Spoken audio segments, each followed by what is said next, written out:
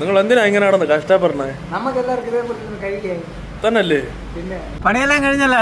പണി കഴിഞ്ഞ് ഇനി നമ്മളെ ശരീരം സ്ട്രോങ് ആക്കാൻ പോയിക്കാലോ. നമുക്കൊന്ന് സൂപ്പ് കുടിക്കാൻ പോയല്ലോ. പിന്നെന്ത്, നമുക്ക് മാണിക്കല്ലോട്ട് വിടാം. നമ്മളെ സ്വന്തം മാണിക്യം.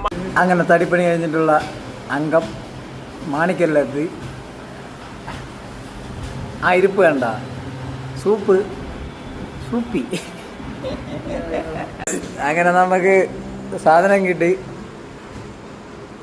ഇതാണ് നമ്മളെ ജിന്ന്. സാൾട്ട്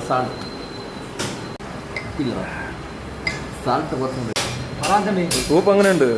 ഒരു രക്ഷയില്ല, സെറ്റ് സാധനം. ഇതെവിടെയാ സ്പോട്ട്? വെമ്പായത്തെവിടെയാ? ജംഗ്ഷനിലാണോ? ഹോട്ടലിന്റെ പേരെന്താ? നല്ല സ്മൂത്ത് പൊറോട്ടയാണ് കേട്ടോ ഇവിടെ. അപ്പം ശരീരമൊക്കെ സെറ്റാക്കണമെങ്കിൽ നല്ല സൂപ്പൊക്കെ കുടിക്കണമെങ്കിലും ഇവിടെ വന്നാൽ മതി കേട്ടോ. അടിപൊളിയാണ്, ഒരു രക്ഷയില്ല, അടിപൊളി പൊറോട്ടയും മട്ടൻ കറി, ഒരു രക്ഷയില്ല കേട്ടോ. പൊറോട്ടയും സൂപ്പുവാ ബെസ്റ്റ്. കഷ്ടപ്പെട്ട് പണിയണം, കഷ്ടപ്പെട്ട് കഴിക്കണം. പൂരം കഴിഞ്ഞ പറമ്പ് പോലെയായി നമ്മളെ കണ്ടങ്ങൾ.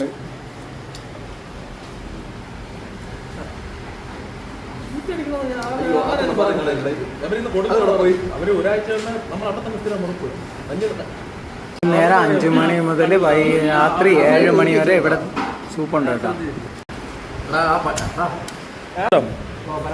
നിങ്ങൾ എന്തിനാ ഇങ്ങനെ നടന്ന് കഷ്ടപ്പെടണേ? നമുക്ക് എല്ലാവർക്കും ഇതേപോലെ കഴിക്കാൻ തന്നല്ലേ? പിന്നെ നമ്മൾ ആരോഗ്യമായിട്ടിരിക്കണം. നമ്മൾ ആരോഗ്യത്തോടെ ഇരിക്കാൻ എന്ത് ചെയ്യണം? ആരോഗ്യത്തോടെ ഇരിക്കണം. നമ്മൾ എല്ലാവർക്കും പണിയും ചെയ്യണം, അതിനനുസരിച്ച് ആഹാരവും കഴിക്കണം.